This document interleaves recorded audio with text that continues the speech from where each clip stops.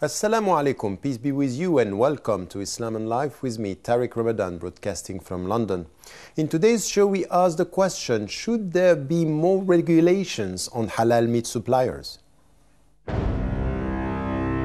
Anger quickly spread across Britain when traces of horse meat were found in Tesco Value burgers. A week or so later, an investigation was carried out on halal products suspected of containing horse meat. Instead, the food distributing company 3663 was shocked to find pork DNA in halal meat products being supplied to prisons.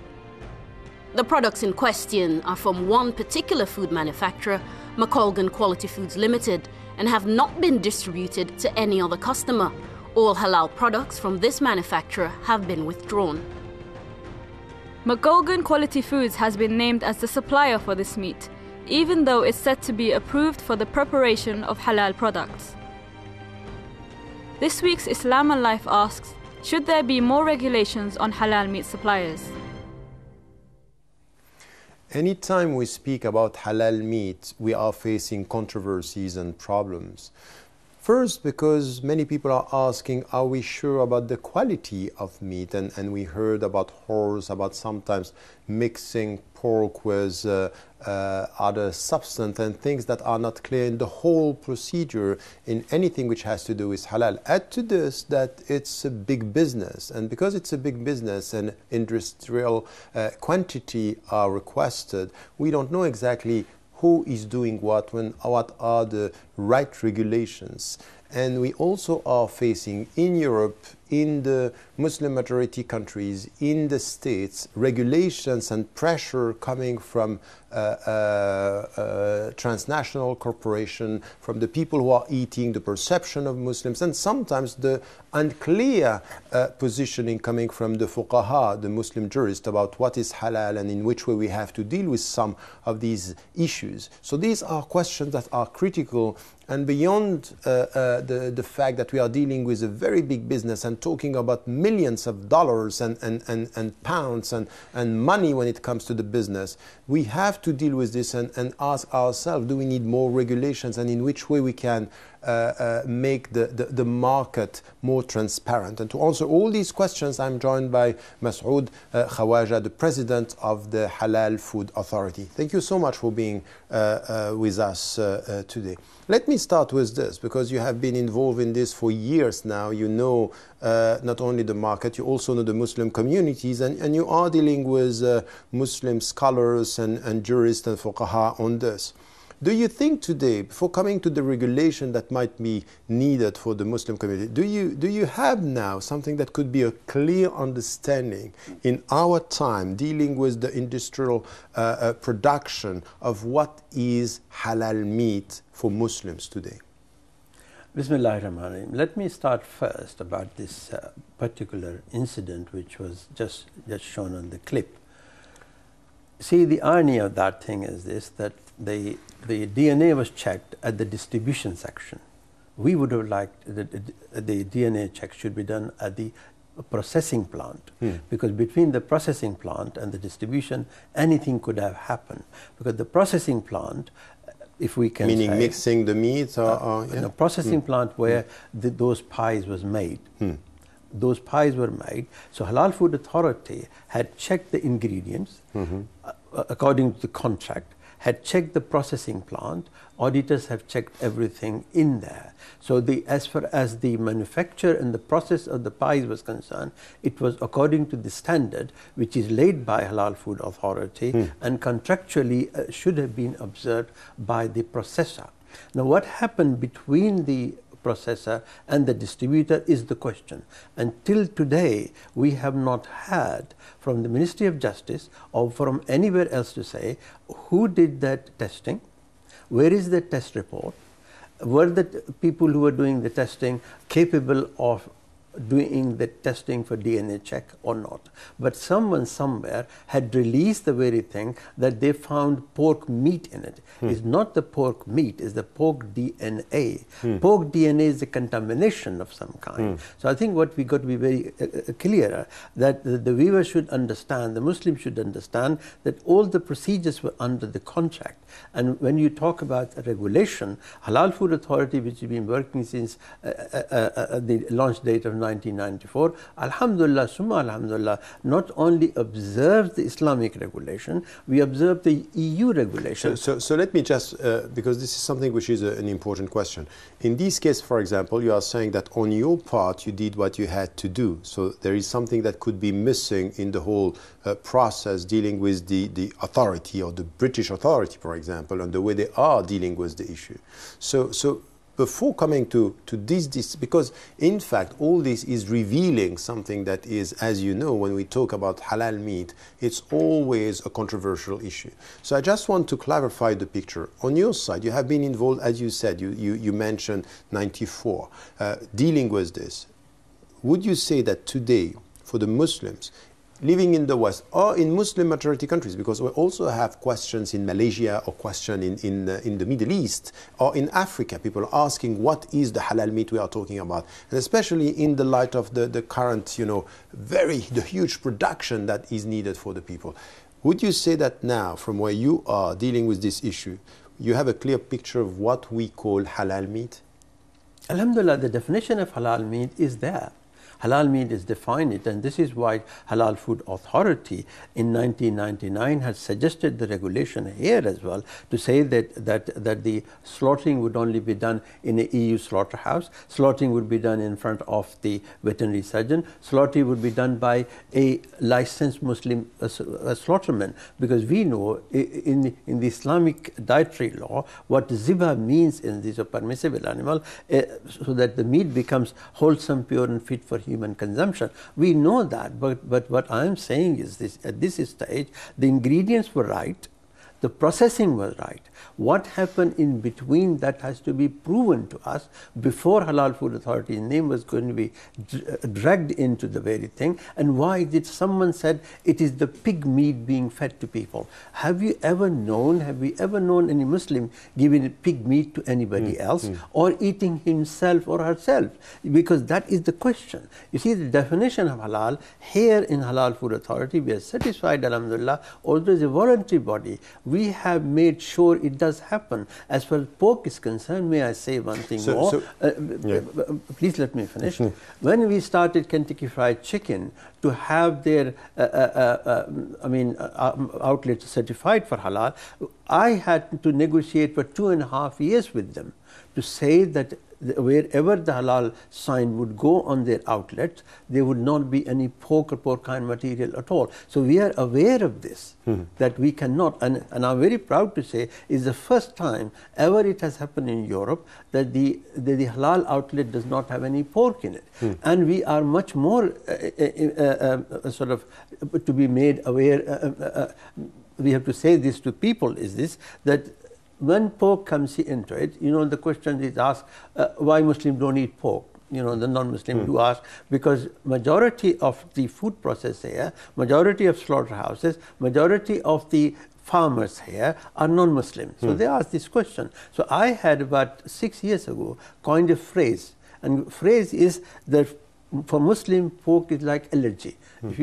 If somebody has nut allergy, you don't ask them, why do you have nut allergy? So we are very much aware of this, and it goes in our standard. And also when new applications do come to us for halal authentication, we say to them, do you have pork in your premises? If they say we have pork on our premises, we say we can't work with you. But if we come to the discussion now, because you know, it's not only when it comes to halal meat, it comes to meat in general in the West, and many questions are coming. Now, it is said that sometimes it could, you know, we can find things that are, as to the procedures from an Islamic perspective, some are saying it's not really controlled because it's done in a formal way, but it's not really a truly halal. Second is the production itself, the way the animals are treated is not Islamic because there is a lack of respect towards the animal life. Third, it's that sometimes in the second stage of the procedure, when we have, we can find other meat like horse, and people were saying, what is this? Is this really checked? So the question is, the whole philosophy is questioned, and then the regulations are questioned. So as to the philosophy, are you now, because the way you are talking and responding to me, it's as if you think now that we are reaching the right understanding and the right way of dealing with the Islamic philosophy when it comes to meat. Would you say this today? Well, first of all, Mr. Ramadan, let me tell you one thing. That the horse meat, whatever incident has happened, has nothing to do with halal trade at all. It has not gone into halal food at all. I mean, I've just asked a question before I came here: is halal, is horse meat halal or not? Horse meat is halal for us because it is something which had to be. Could be. The reason it is frowned upon is this is the animal which had been used for many things before. So that's why it is not. Yeah. But as far as the incident is concerned, in whatever thing it is at the moment, in lasagna and burger, it doesn't concern halal trade at all. What the question is here, that in this incident where pork DNA was found, this is where the jigsaw puzzle is. That it. No, but I got your point. I got your point. I'm talking now about the whole philosophy. Would you say today that as someone, a Muslim who is working within that field, the whole philosophy, the Islamic principles are respected today when it comes to the way we treat the animals, the way we slaughter them, and the way we are dealing with the production? Are we meeting the requirements? It's just like in anything else. In Islamic theories, Mr. Ramadan, we've got reams of books. When it comes to practical life, we do not have that kind of etiquette. And why we don't have that etiquette, as I mentioned to you earlier, that here in UK I found, and we know the research is correct, that up to 80 to 85, even 90% halal procurers and producers of meat, poultry and foodstuffs are non-Muslim. That's why Halal Food Authority has divided the standard, has divided a contract, has divided audits, has divided food technologists in there. This is what we have. We have auditors there as This is what you have been doing since 94. Yeah, okay. Since 94. I mean, who had heard in the sense of halal food to have food technologists? I mean, only in December last, I delivered a lecture in Middle East on cloning of animal and its effect on halal foods. Now, when we talk about the standard of animal welfare, this is the reason that Halal Food Authority, when we work with people, we have two different things to look at. One is the Islamic criteria and dietary rule, which is under contract. And the second thing which we look at is the hygiene in the premises. We look at hazard analysis, a critical control point. We look food safety. We look labeling. We look transportation. And most of all, what we want to look at is this, that is that really conforming to both of these things, including the animal welfare. This is what you are checking. Your organization is checking the whole thing. Yeah. Of course.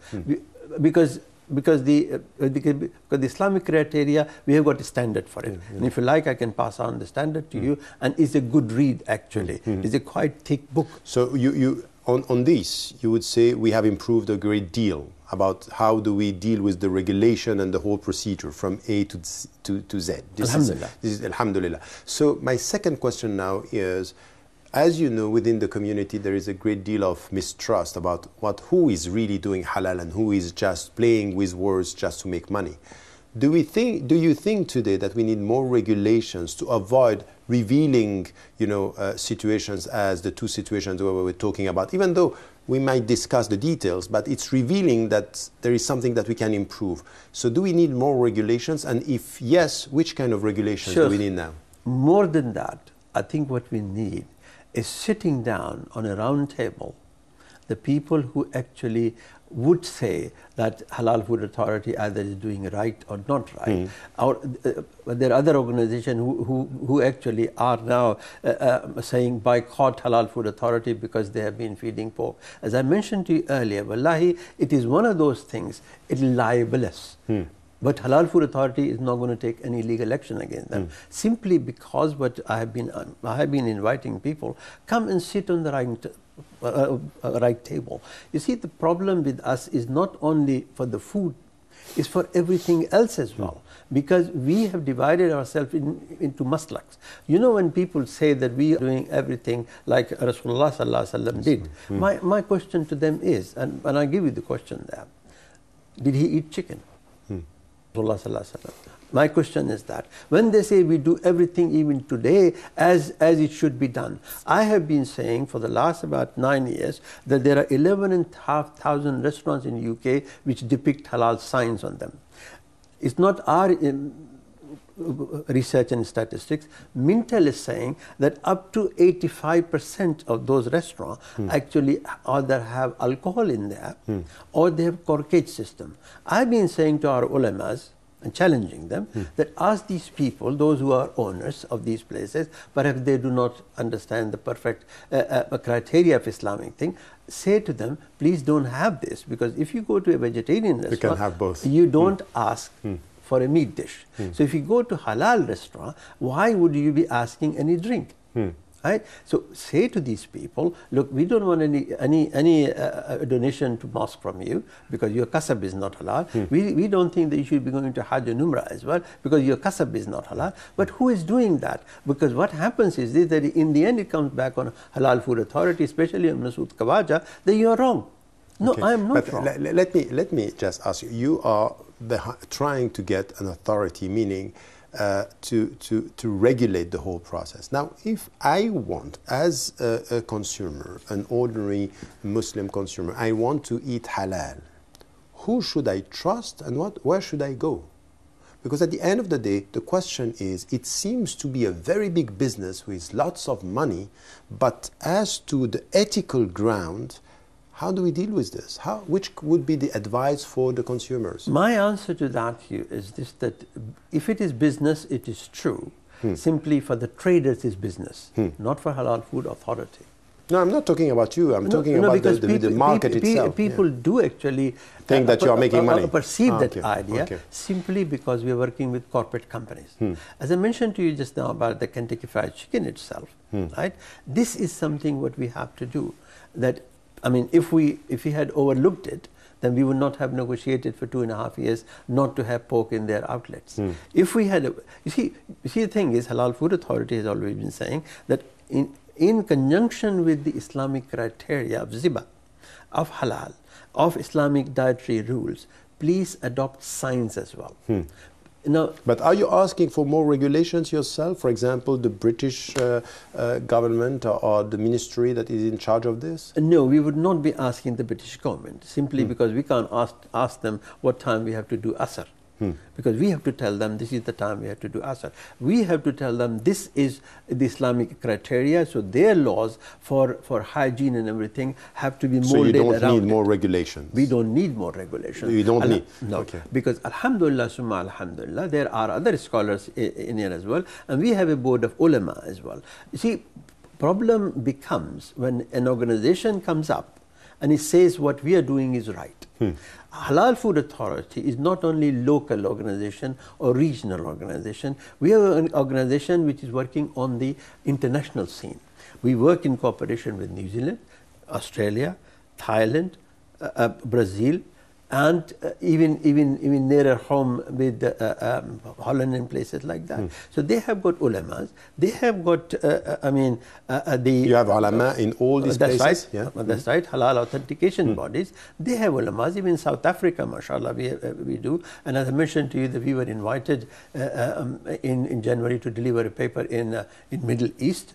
And our authenticated meat and poultry and food stuff is going right, not only in the Middle East, but it's going up to Borneo and but once again, with all what is happening and what we saw now, I'm just a simple, average, ordinary Muslim. I want to eat halal. I hear all these stories about, people making money and the meat is not good, the animals are mistreated.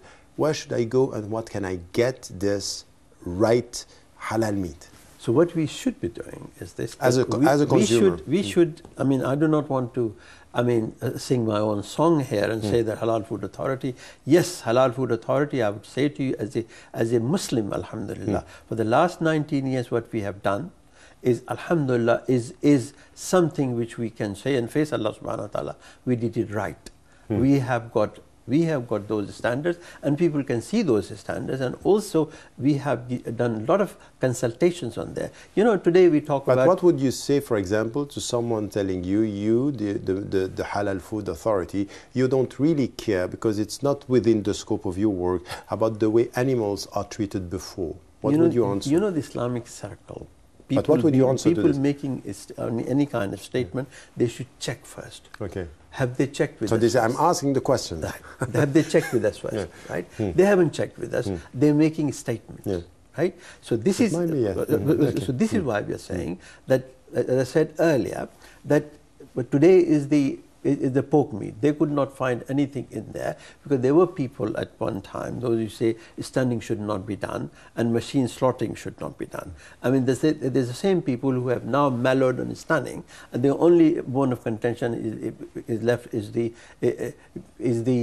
machine slaughter. But you see, the problem is that science has to be done. What is the Quranic way of doing zibah? That is to say, Allah subhanahu wa ta'ala says that you cannot have maitata, you cannot have daman masfuhan, you cannot have lahm khinzir, you cannot have anything on which Allah's name has not been pronounced. Now khinzir, leave on the side, maitata. Now maitata is something that the decision is made not by Halal Food Authority, but after looking at animal by the veterinary surgeon. Because we live in Europe. I've been visiting the Muslim countries, including Egypt and Pakistan and places like that. Wallahi, there is no animal welfare there. Right? Wallahi, there is no animal. There is more animal welfare here for halal purposes than in our own Islamic countries. So what we are trying to look at is daman masfuhan. Daman masfuhan is something that has to be taken out. So what you can do is this, that we have done all these three things. So you have to choose Halal Food Authority label and logoed food. Okay, thank you so much. I think that this discussion is still very important, and we open few channels for discussion, because the first thing that you were saying is that things are improving, and I think that this is a very important understanding that with the Muslim presence in the West, it might be still things to be discussed in Muslim majority countries, but as to the regulations, things are improving. We still have lots of questions, and in order for the average Muslims to get answers, what you said, which is important, is check the facts first instead of spreading around rumors. This is a very important point, because this is the responsibility of everyone. At the same time, with the right questions, to try to come to a bigger, a comprehensive understanding of all the dimensions of the halal meat and the halal food that is necessary for our time. Well, that's all we have time for. Please let us know your thoughts and views on any of the shows you have seen. And here is the way to contact us. Islam and Life welcomes your opinion. So please send us your suggestions as well as criticism on any of the shows you have seen or you would like to see. You can do all this by emailing us at islamandlife@presstv.co.uk. You can also be part of our online platform by joining our Facebook page, Islam and Life on Press TV, where you can share your thoughts with other Islam and Life fans, engage with debate, and view past shows. Finally, I would like to thank my guest, Masoud Khawaja. Thank you so much for your presence with us today, and I hope to see you next week, inshallah.